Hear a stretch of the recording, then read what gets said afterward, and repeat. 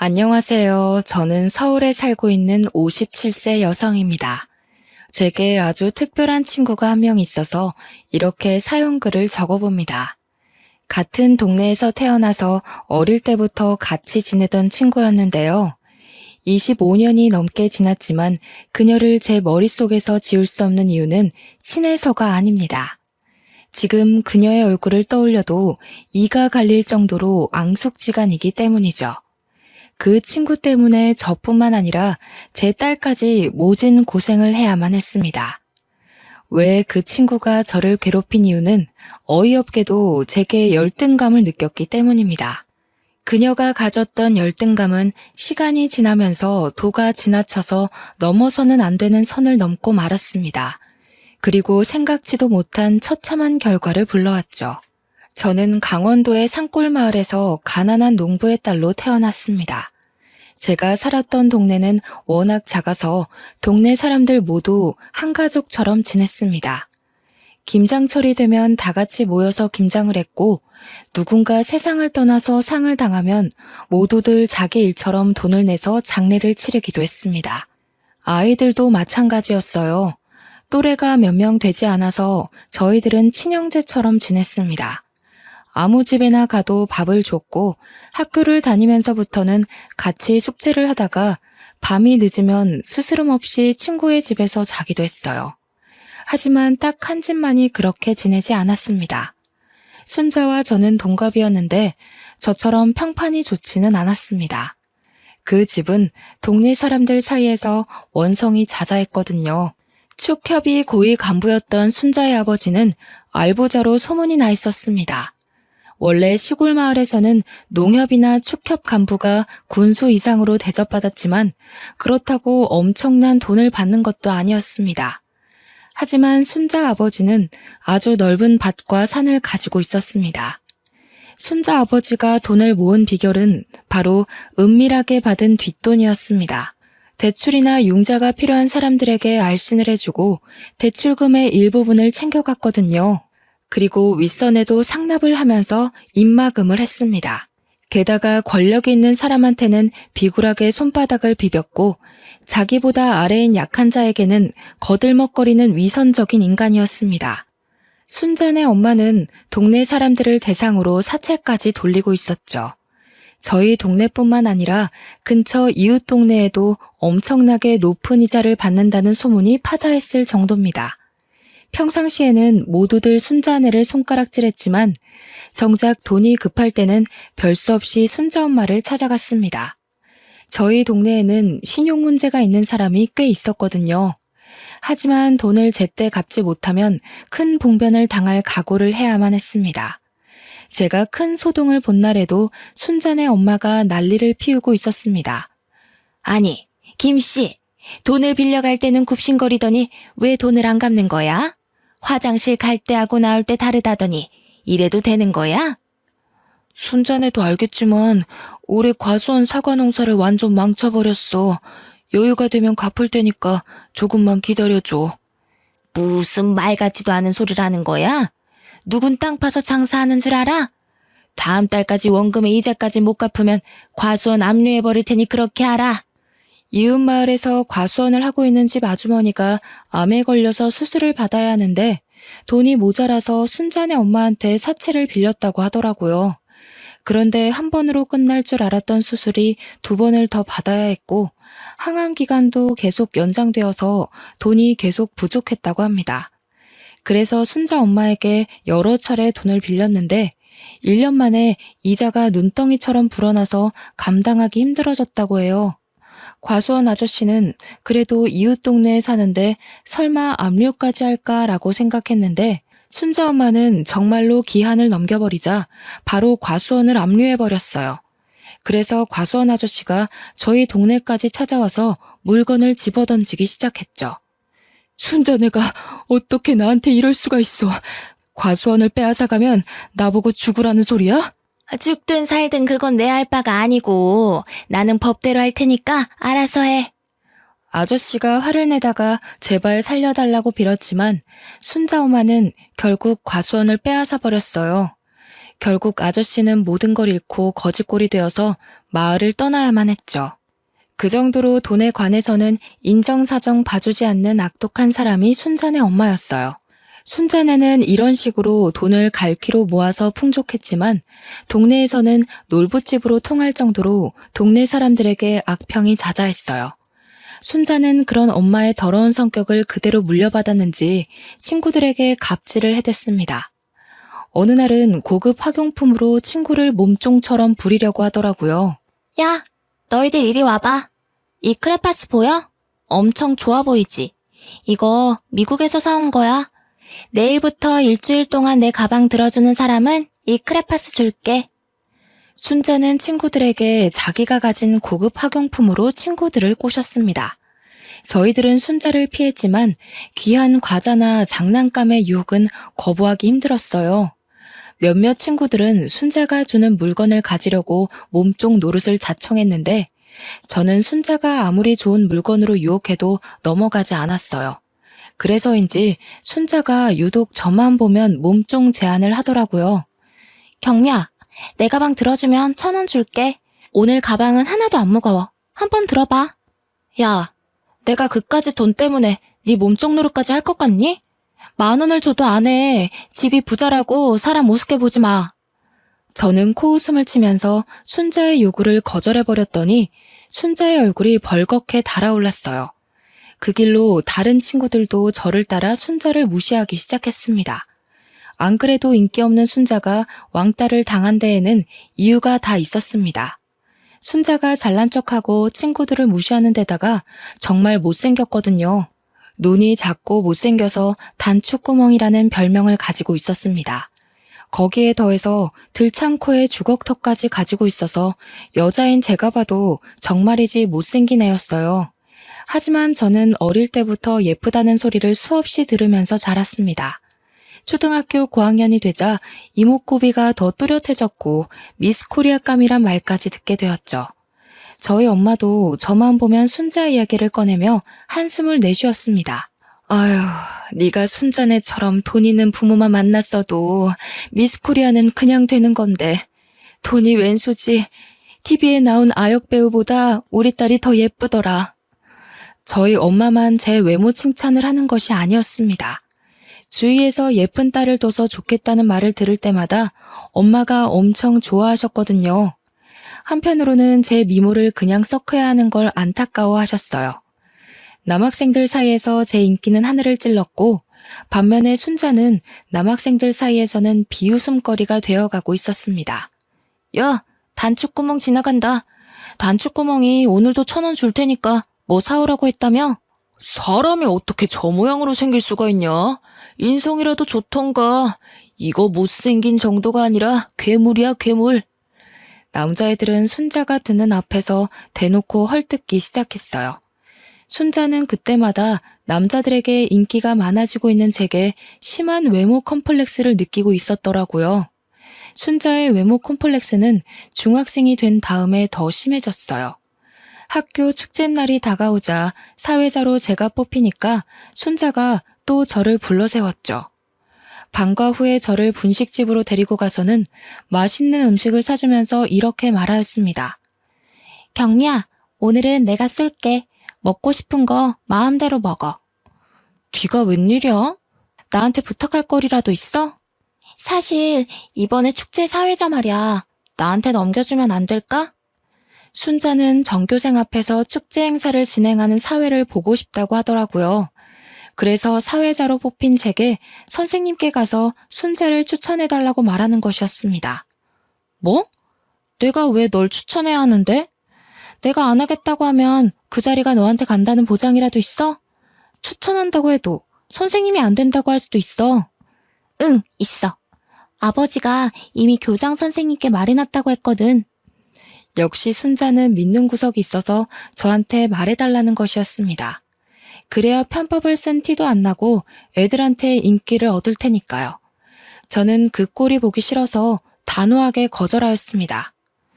내가 왜 그래야 하는데? 미안하지만 순자야, 그건 안 되겠어. 나도 축제사회 꼭 해보고 싶었거든. 미안해. 먼저 일어나 볼게.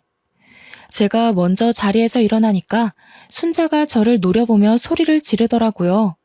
자기 멋대로 안 되니까 또 성질을 부리며 쌍욕을 내뱉고 있었습니다. 야, 넌 얼굴도 예쁘고 인기도 많잖아. 사회자 정도는 나한테 양보해줄 수 있는 거 아니야? 그것도 양보 못해? 이 가증스러운 년아. 이래놓고 애들 앞에서 착한 척 할 거지? 뭐? 가증스러운 년? 너 말 다 했어? 나 애들한테 다 이럴 거야. 너 이런 식으로 하면 애들한테 미움만 받아. 정신 차리고 똑바로 살라고. 제가 지지 않고 똑같이 소리치니까 순자가 욕을 하면서 제 머리채를 잡고 흔들었어요. 저는 갑작스러운 순자의 행동에 놀라 속수무책으로 당하고만 있었죠. 분식집 아주머니가 말려서 겨우 순자의 소나기에서 물러날 수 있었는데요. 순자는 뭐가 억울한지 펑펑 울면서 주저앉아 있더라고요. 제가 말도 안 하고 획 가버린 뒤로 순자와 저는 마주쳐도 서로를 투명인간 취급하게 되었습니다. 그렇게 제가 중학교 3학년이 되자 아버지는 저를 위해서 결단을 내리신 것 같았습니다. 저는 모르고 있었는데 아버지에게 좋은 일자리 제안이 들어온 것 같더라고요. 여보, 서울로 갔다는 내 친구가 말한 사업 말이야. 제법 자리 잡아가고 있는데 내가 도와줬으면 좋겠다고 하네. 아무래도 경미 미래를 생각하면 서울로 가서 사는 게 나을 것 같은데 당신 생각은 어때? 나도 그렇게 생각해요. 태풍 오고 난리라서 요즘 짓는 농사마다 엉망인데 나도 이제 지쳤어요. 당신이 먼저 가서 자리 잡으면 우리가 올라가서 사는 게 좋을 것 같아요. 그래, 우선 부딪혀 보는 거지. 여기서 이대로 살다가는 경미도 우리처럼 살게 될 거야. 우리 경미만큼은 좋은 대학에 보내야지.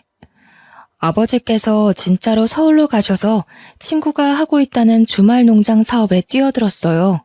사업이 생각보다 잘 되어서 엄마와 저는 가진 재산을 전부 처분해서 서울로 올라가게 되었어요. 처음에는 단칸 월세방에서 시작해서 엄청난 고생을 한 끝에 5년 만에 겨우 전셋집을 마련하고 자리를 잡게 되었죠. 저도 가만히 있을 수 없어서 고등학교를 다니는 내내 편의점 알바를 하면서 대학 등록금을 모으고 있었습니다.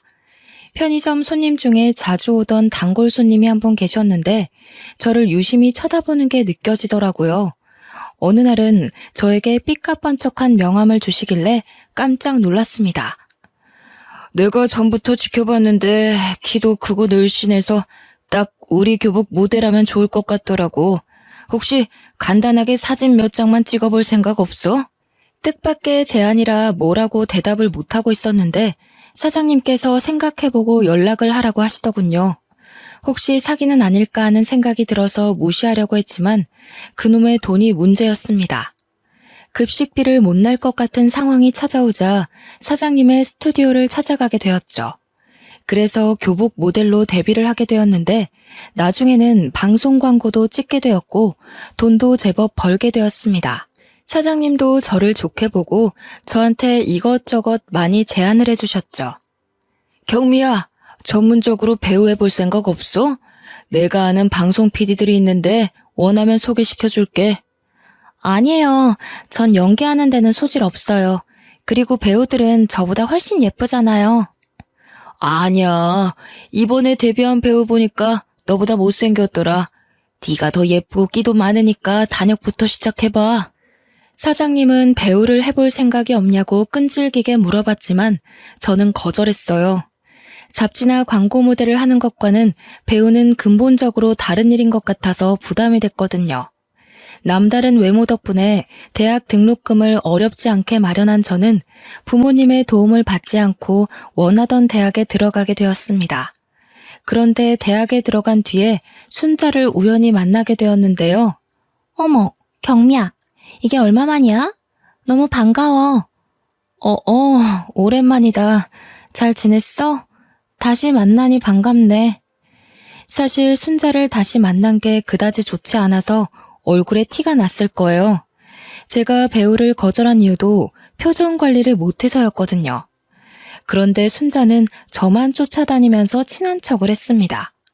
동아리도 저랑 같은 곳에 들어가겠다고 가입을 하더라고요.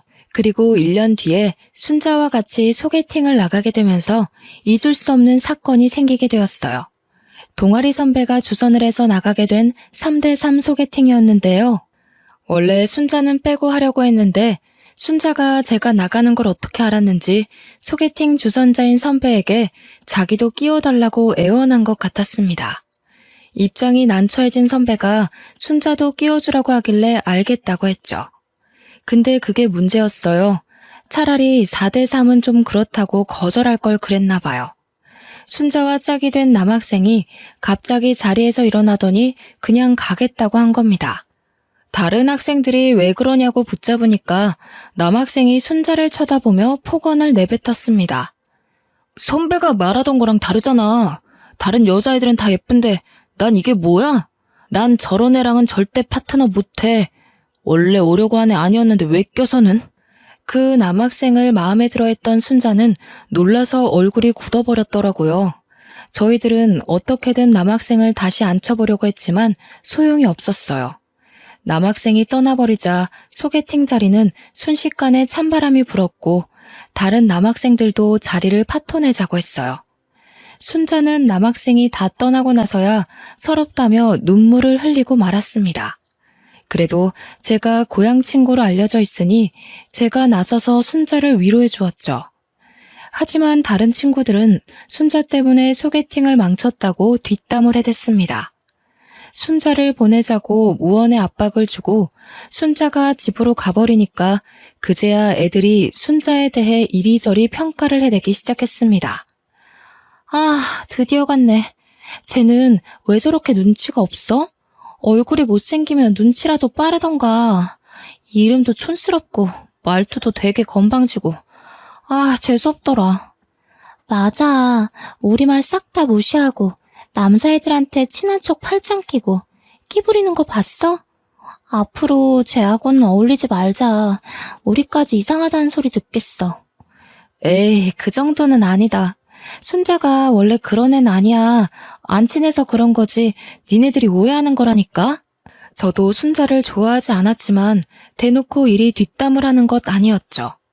제가 은근슬쩍 순자 편을 들고 순자를 조금은 걱정했습니다. 미운 정도 정이었죠. 타지에 가니 같은 고향 친구가 생각보다 크게 느껴지더라고요. 다음날 만날 순자 안색을 살펴보려고 학교에 갔는데 순자는 학교에 나오지 않았습니다. 다른 친구들에게 순자를 봤냐고 물어봤지만 모두 다 모른다고만 답하였는데요. 몇 달 후 여름방학이 끝난 다음에 순자가 모습을 드러냈습니다. 도저히 같은 사람이라고는 믿을 수 없을 정도로 성형을 하고 왔더군요. 눈은 순정 만화 속 여자 주인공처럼 커졌고 들창코는 오똑하게 변해 있었습니다. 주걱턱은 온데간데 없이 사라지고 갸름하고 둥근 얼굴로 변해 있었죠.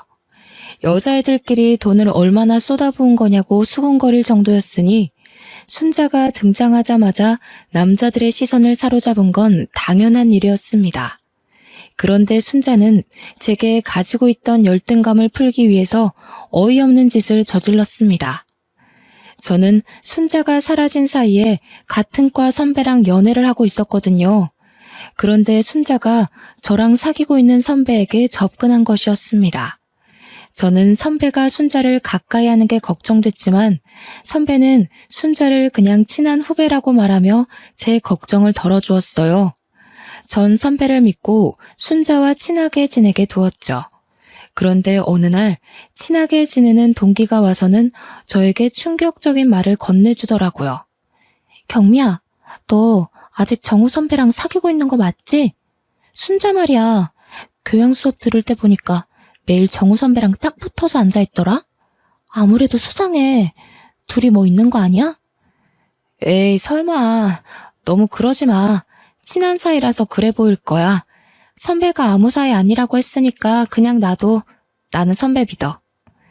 제가 괜찮다고 말해도 만나는 동기들마다 순자와 선배가 유난히 친한 것 같다는 말을 남겼습니다. 그래도 순자가 고백받는 모습을 한두 번 봤으니까요. 좋다고 따라다니는 남자들이 줄을 서는 판인데 제가 사귀고 있는 남자친구를 넘볼 이유가 없다고 생각했어요. 그런데 학교 축제 때 충격적인 장면을 목격하고 말았어요. 축제가 시작되자 캠퍼스 안에서 주점이 열렸거든요. 선배랑 친한 과 주점에 가서 술을 마시기로 했는데 선배랑 연락이 안 돼서 걱정을 하고 있었어요. 그런데 동기가 숨을 헐떡대면서 저를 찾아오더니 얼른 땡땡과 주점으로 가보라고 하는 거 있죠? 경미야, 정우 선배 지금 순자랑 같이 주점에 있어. 내가 보니까 엄청 취한 것 같아. 누가?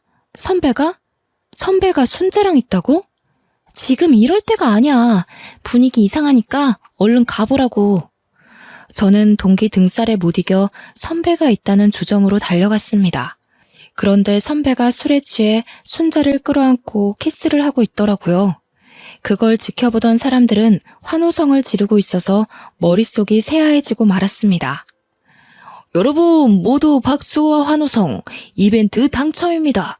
새로운 커플과 탄생을 축하해주세요. 주점에서 베스트 커플을 뽑는 이벤트를 했던 것 같습니다. 선배가 정신을 못 차리고 순자를 계속 붙들고 있길래 그 모습을 보고 뚜껑이 확 열리면서 이성을 잃고 말았습니다. 야, 김순자, 너 지금 뭐 하고 있는 거야? 지금 당장 나와. 이거 왜 이래? 제가 순자의 머리채를 잡고 주점 밖으로 끌고 나왔는데요. 선배가 바닥을 기어다니며 순자를 찾고 있길래 어떻게 선배를 구워 삶았나 분노가 치밀어 올랐습니다. 너 선배한테 무슨 짓 했어? 뭘 얼마나 먹였길래 선배가 저리 됐냐고. 그리고 너 머리가 어떻게 됐니? 어떻게 내 남자친구를 건드려? 선배한테 침이라도 발라줬어? 그리고 선배가 먼저 나한테 접근했어. 몰래 만나자고 했다고. 그러니까 이참에 헤어져. 우리 사이 방해하지 말고 꺼지라고. 뭐? 이게 미쳤나? 너 학교 생활 어떻게 하려고 그래? 네가 선배 꼬시고 다니는 거 학교에 소문 다 났어. 그 소문 네가 낸 거 아니야? 내가 예뻐져서 질투하는 거잖아. 제가 정신 차리라고 하는데도 순자는 오히려 큰 소리를 쳐서 그날 순자와 싸웠다는 소문이 과 전체에 났습니다. 끝까지 선배를 감싸면서 소문을 해명하고 다녔는데 몇 달 뒤에 선배가 헤어지자고 하더라고요. 경미야, 우리 헤어지자. 미안해. 순자가 임신을 했다고 해서 나도 어쩔 수가 없었어. 저는 그 말을 듣고 정신이 아득해지면서 몸이 휘청거리고 말았습니다. 선배는 저를 생각해서 거리를 두려고 했는데 순자가 끈질기게 달라붙는 바람에 같이 술을 먹었다고 하는데요. 그날도 선배가 술에 취하는 바람에 기억이 하나도 나지 않았는데 순자가 갑자기 책임지라는 말을 했다고 합니다. 순자 말로는 선배가 술에 취해 순자에게 그 짓을 저질렀다고 하죠. 그래서 어쩔 수 없이 순자의 부탁을 들어주게 되었다며 제 눈을 피해서 몇 달 동안 동거를 한 사실을 털어놓았습니다. 그래서 저는 바로 순자를 찾아갔습니다. 순자야, 나 선배한테 다 들었어. 이게 지금 무슨 짓이야? 다른 남자애들한테 고백도 받았잖아. 왜 우리 선배인데? 말 좀 해봐. 내가 네 남친 꼬시면 안 되니? 이제 신경 쓰지 마. 우린 곧 결혼할 거거든. 뭐?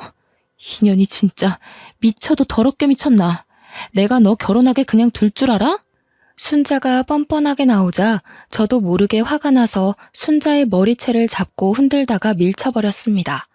넘어진 순자는 앙칼진 표정으로 저를 노려보면서 일어나려다가 배를 움켜쥐면서 다시 쓰러지고 말았습니다. 순자 다리 쪽을 살펴보니 하혈을 하고 있더라고요. 깜짝 놀란 저는 구급차를 불러서 순자를 병원으로 옮겼습니다. 진찰을 한 의사는 다행히 태아는 무사하다고 했는데요. 덕분에 저희 부모님도 순자의 임신을 알게 되었죠. 응급실까지 찾아와서는 저를 이렇게 위로하셨습니다. 순자가 진짜 뺏었다는 증거도 없고 어쩌겠니? 결혼한 남편도 아니고. 포기해라. 그냥 똥 밟았다고 생각하고 울지 마, 우리 아가. 다른 사람이 바람피는 것 같다고 말하더라도 믿고 기다릴 정도로 사랑하던 사람이었습니다. 그때까지는 눈물만 나오고 분했는데 선배가 진짜로 순자의 병문안을 오고 지극정성 병간호를 하는 모습을 보고 정신적인 충격을 받았습니다. 선배랑 순자가 결혼한다는 소식을 소문으로만 듣고 한 달이 넘게 집 밖으로 나가지도 못하고 폐인처럼 누워만 있었죠. 그래도 만병통치약이라는 시간 덕분에 정신을 차릴 수 있었습니다. 이것으로 순자와 저의 악연은 끝이라고 생각하고 기운내서 열심히 살기로 마음을 먹었는데요. 선배를 만나지 않기 위해 한 학기만 휴학을 하고 다시 복학해 쭉 학교를 다니다가 졸업을 하고 직장을 다니게 되었습니다. 직장 생활을 하면서 은희라는 친한 여직원과 친하게 지내고 있었죠. 은희의 사촌 오빠는 잠실 야구장 근처에서 피자 가게를 하고 있었습니다. 프로야구 경기가 있어서 바쁜 날이면 은희에게 알바를 해달라고 부탁을 하곤 했는데요. 그때마다 은희가 꼭 저를 불러서 피자 가게 일을 같이 했습니다. 그러다 은희의 사촌 오빠랑 친해져서 프로야구 시즌 중에는 주말마다 가게로 가서 일손을 도와주었습니다. 일손을 도와줘서 고맙다며 밥이랑 술을 얻어먹다 보니 그냥 친한 사이가 아니라 남녀 관계로 변해가기 시작했습니다. 그런데 은희가 자기 사촌 오빠랑 가까워지는 걸 걱정스러워 하더라고요. 경미야, 솔직히 말해봐. 우리 오빠랑 사귀지? 아니, 그건 아닌데 솔직히 말하면 남자처럼 느껴지긴 해. 너한테는 말 못했는데 너 몰래 만난 적이 몇 번 있었거든. 은희는 제가 자기 오빠를 좋아하고 있다는 걸 알자 뜻밖의 말을 꺼내놓았습니다. 나도 둘이 몰래 만나고 있는 거 알고 있었어. 그래서 너도 이제는 알아야 할 것 같아서 말하는데. 뭘 말하려고 이렇게 뜸을 들여? 설마 사촌 오빠한테 여친이라도 있는 거야? 우리 오빠가 참 좋은 사람이긴 한데 사실 결혼한 적이 있어서 좀 그래. 차라리 여친이 있다는 말이 더 나을 뻔했습니다. 총각인 줄 알았는데 결혼을 한 적 있었다니. 남편은 그 사실을 숨기고 저를 쭉 만나왔던 것이었습니다. 은희가 하는 말을 들어보니 사촌 오빠가 결혼하고 아내가 갑자기 심장 발작으로 세상을 떠났다고 하는데요. 다행히 딸린 애는 없어서 다행이었습니다. 남편을 너무 좋아해서 그랬던 걸까요? 바람펴서 이혼당했거나 성격이 이상해서 이혼당한 것이 아니라서 다행이라는 생각이 먼저 들더군요. 그러니까 잘 생각하고 결정해. 오빠한테는 내가 말했다고 하지 말고 너한테 말 안 하면 안 될 것 같아서 말하는 거야. 그것 말고는 우리 오빠 진짜 좋은 남자야. 저는 은희에게 생각해보겠다고 말하고 하루 종일 고민해보았습니다. 하지만 아내가 갑자기 세상을 떠서 솔로가 된 것이고 애도 없으니 괜찮을 거라는 생각만 들었죠.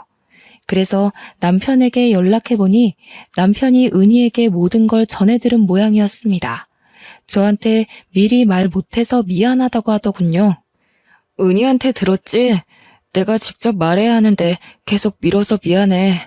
막상 말하려고 하니까 입이 안 떨어져서. 그래서 너한테 좋아한다는 말도 못하고 있었어. 이젠 너랑 진지하게 만나보고 싶은데 어떻게 안 될까? 남편은 용기를 내서 제게 결혼을 전제로 만나보자고 했고 저는 이미 마음의 결정을 한 상태여서 기쁘게 받아들였습니다. 결혼 후에 저희 부부는 피자 가게를 운영하면서 딸을 낳고 남부럽지 않게 행복하게 살고 있었어요.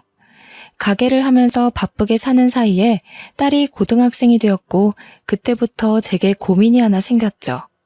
딸은 저를 하나도 닮지 않아서 엄마인 제가 봐도 아주 못생겼습니다. 게다가 고등학생이 되면서 살이 조금씩 불어나더니 20살을 넘기자 몸무게 숫자가 3자리를 찍어버린 겁니다. 다이어트란 다이어트는 전부 해봤지만 소용없었어요. 단식 프로그램이나 살을 빼준다는 각종 프로그램에 참가했지만 그때뿐이었고 요요 현상으로 살이 더 찌는 상황이 찾아왔습니다. 저는 당연히 제 딸이니까 항상 사랑으로 보듬어주고 예쁘게 말하려고 노력했는데요. 그런데 순자가 제 딸을 볼 때마다 못생기고 뚱뚱하다며 비웃었어요. 고향 친구들을 만나려고 제가 예전에 살았던 시골로 내려갔을 때였어요. 친구들이 저를 만나자마자 몇 년 전에 순자가 고향 마을로 귀농을 했다고 말해주더라고요. 남편이 하던 사업이 망할 징조를 보이자 그냥 고향으로 돌아가서 친정 부모님이 가지고 있는 땅에 농사를 지으면서 살기로 했다는 겁니다. 그래서 한 번씩 고향에 내려가면 싫어도 순자와 다시 마주치게 되었죠. 이제 순자를 더 이상 마주칠 일은 없을 거라고 생각했는데 세상 일이란 게 마음대로 되는 게 없더군요. 그렇지만 순자를 피하려고 고향 친구들과의 인연을 끊을 수 없었어요. 고향 친구 어머니가 돌아가셔서 급하게 장례식장을 방문했는데 순자가 그 자리에서조차 저를 씹어댔어요. 딸은 엄마를 닮는다는데 네 딸은 왜 아직도 그 모양이니? 웬만하면 나처럼 성형 좀 시켜줘라. 넌 딸하고 같이 다니면서 부끄럽지도 않니? 우리 딸이 뭐 어때서? 나이 먹어갈수록 예뻐지기만 하구만. 왜 너는 나 볼 때마다 못 잡아먹어서 안달이니? 예뻐지긴 개뿔. 우연히 네 SNS 들어가 봤는데 너네 딸은 점점 못생겨지더라. 네가 낳은 딸이 맞기는 하는 거니? 저는 화가 났지만 상종하기 싫어서 무시해버렸는데요. 다른 자리도 아니고 친구 엄마 장례식 날인데 소란을 피우고 싶지 않았습니다. 그러다 며칠이 흐르고 순자가 웬일로 환갑잔치를 다 초대했더라고요. 저희 딸을 꼭 데리고 오라고 하길래 저도 생각이 있어서 딸을 데리고 고향으로 내려갔죠. 순자가 딸아이에게 모진 말을 할 걸 예상하고 간 것인데 생각보다 심한 말로 저와 딸의 마음에 염장을 질러댔습니다. 사회자가 환갑잔치 진행을 하고 있는데 순자가 갑자기 나서서 큰 소리로 떠들기 시작했거든요. 야, 실제로 보니까 네 딸 몸집이 푸짐해서 시집도 못 가겠다. 저런 딸은 도대체 어디다 쓰나 했는데 오늘 고사 지낼 때 돼지 머리 대신 쓰면 되겠네. 돼지 머리보다 네 딸 머리가 더 크니까 어여가서 상머리에 앉아라. 순자가 제 딸을 붙잡고 상이 있는 쪽으로 데려가니까 더 이상 참을 수 없더군요. 그래서 환갑잔치를 진행하고 있는 단상으로 올라가 진행자가 들고 있던 마이크를 빼앗았습니다. 뭐? 내 딸 머리가 더 크다고? 감히 남의 집 귀한 딸을 돼지머리에 비유해? 인연이 뚫린 입이라고 나오면 다 말인 줄 아나? 전부터 시비 거는 거 참았는데 너 죽고 나 죽자. 어디 한판 해보자고. 내가 뭐 틀린 말 했어? 네 딸이 뚱뚱한 게 내 탓이야? 네 딸이 못생긴 게 내 탓이냐고. 남의 딸 데려와 놓고 네 딸이라고 우기는 네가 잘못한 거지. 너 정신 나갔어? 내 딸이야. 내 딸이라고. 누가 남의 딸이래? 눈깔이 어디 잘못 달린 거 아니니? 그래, 오늘 눈깔 다시 달자. 내가 달아줄게. 지금까지 참던 분이 치밀어 올라 마이크를 집어던지고 순자에게 달려가 얼굴을 손가락으로 잡아뜯고 말았습니다. 덕분에 순자가 아프다고 소리를 지르며 한바탕 크게 싸우게 되었죠. 한순간에 엉망이 되어버렸습니다. 더 분한 건 딸이 순자에게 사과도 받지 못하고 마음의 상처를 입은 것이었는데요. 눈물을 꾹 참고 있던 딸이 집에 돌아오자마자 끝내 울음을 터뜨리고 말았습니다. 차라리 딸아이를 데리고 오지 말 걸 후회가 되더군요. 순자가 제 딸아이에게 뭐라 할수록 당당하게 딸아이를 데려오면서 자랑해야 한다고 생각했습니다. 외모만 빼면 정말 공부도 잘하고 성격도 좋고 싹싹한 아이였거든요. 어른들 사이에서 예쁨 받는 모습을 보여주고 싶었는데 욕심을 부린 제 탓이었습니다. 제가 딸아이에게 다 잊어버리라고 말하고 다시는 고향집에 안 데려가겠다고 했습니다. 그렇게 1년이 지난 뒤에 순자가 여전히 제게 앙심을 품고 말도 안 되는 짓을 꾸미고 있다는 사실을 알게 되었습니다. 얼마 전부터 남편의 행동이 수상해서 유심히 지켜보고 있었거든요. 제 직감엔 남편에게 다른 여자가 생긴 것 같았습니다. 그러다 우연히 남편의 휴대폰을 보고 기가 막힌 사실을 알게 되었죠. 남편에게 숨겨둔 내연녀가 있었는데 그게 바로 순자였더라고요. 남편과 순자가 주고받은 문자를 보고 충격을 받아 숨이 안 쉬어졌습니다. 마음 같아서는 남편을 붙들고 따지고 싶었지만 진정이 될 때까지 혼자서 생각해 보았습니다. 아무리 생각해봐도 순자년이 의도적으로 제 남편을 홀렸다는 느낌이 들더군요. 어릴 적부터 절 질투하고 뒷담한 것도 모자라 제 남자친구를 뺏은 전적도 있으니까요. 순자가 아직도 저에 대한 질투와 자격지심을 가지고 있을 거라는 생각에 이제 그만 결판을 내야겠다고 느꼈습니다. 25년이 넘게 저를 괴롭힌 대가를 확실하게 치르도록 작전을 짰습니다. 그래서 바로 순자의 남편에게 전화를 했죠. 제가 순자네 남편에게 연락을 하니까 몹시 당황한 눈치더라고요. 하긴 순자네 남편이 대학생 때 저를 버리고 순자와 결혼을 한 그 선배였거든요.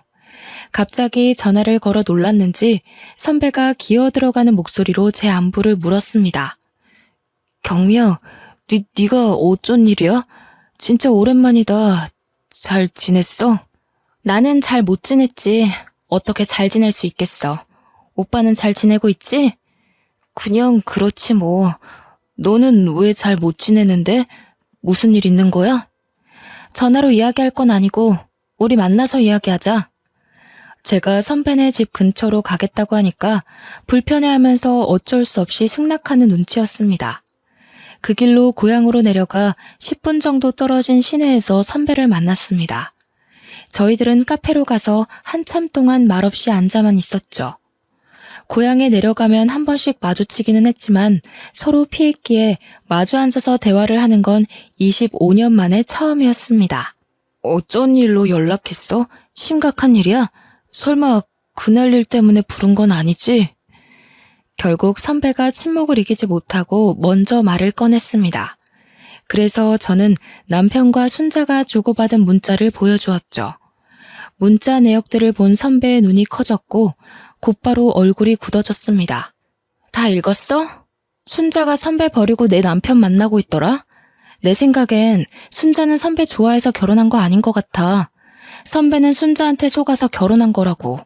그녀는 나한테 복수하려고 선배를 이용한 것뿐이야. 선배는 25년 넘게 그녀한테 속고 있어.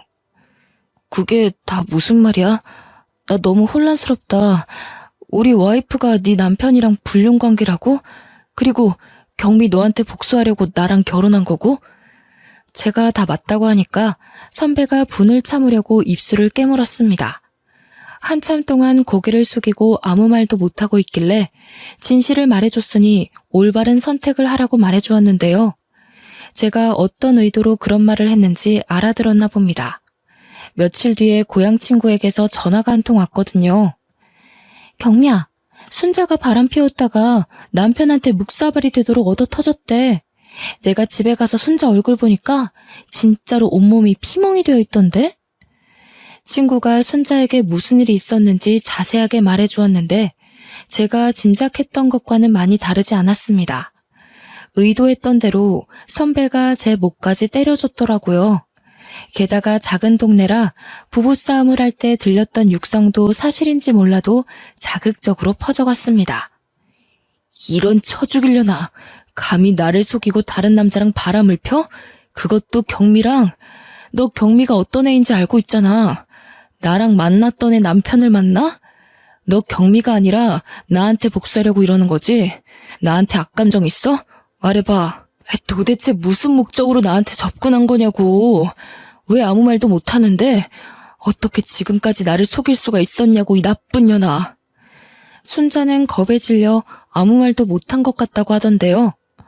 동네 어르신들은 순자가 불쌍하다고 동정하기도 했지만 처음부터 저에 대한 질투심으로 선배를 유혹해서 여러 번 잠자리를 했다는 사실이 들통나 동네 어르신들에게조차 미움을 받고 있었습니다.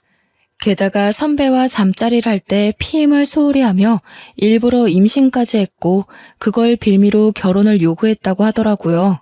그런데 저에 대한 복수를 하고 나니 당연히 선배에 대한 애정은 식어버렸고 결혼 초부터 다른 남자와 내연 관계를 맺고 있었던 겁니다. 그러다 고향 마을에 내려온 저희 부부를 보고 제 남편을 유혹했던 거죠. 선배는 결혼 생활 내내 순자를 의심하다가 제 폭로로 폭발하고 말았다고 합니다. 저러다 사람 잡겠다는 생각이 든 이웃의 신고로 경찰이 출동해서 겨우 진정되었다고 해요. 하지만 여기서 끝낼 수 없죠. 저는 순자가 메타작을 맞았든 말든 상간녀 소송을 했고 순자 앞으로 되어 있던 땅을 위자료로 받아냈습니다. 순식간에 이혼을 당하고 동네에서 얼굴을 들고 다닐 수 없게 된 순자는 빈손으로 쓸쓸하게 고향을 떠나는 비참한 신세가 되어버렸는데요. 당연히 저도 순자와 바람이 난 남편에게 이혼을 선포했습니다. 남편이 한 번만 용서해달라고 빌었지만 저희는 아직 별거를 하고 있는 중이죠. 말로만 들었던 황혼 이혼을 제가 다 고민하고 있다니 믿기지가 않습니다. 딸아이가 1년 전에 좋은 남자를 만나서 결혼식을 올려서 그때까지만 버티려다가 지금까지 이혼 소송을 안 걸고 있네요. 저희 딸이 데려온 사위는 딸처럼 덩치가 좋은 유도 선수 출신의 사위여서 든든합니다. 내년이면 손주가 세상에 나올 예정이라서 슬픈 소식을 들려주고 싶지 않은데요. 이렇게 오랜 시간이 지나다 보니 굳이 호적상으로 정리를 해야 하나 걱정이 됩니다. 이제야 주변이 잠잠해지고 좋은 소식만 들려오고 있는데 갑자기 이혼한다고 나서면 눈앞이 깜깜해질 것 같거든요. 여러분들은 부디 이런 일 없이 늘 행복하고 건강하시길 바랍니다.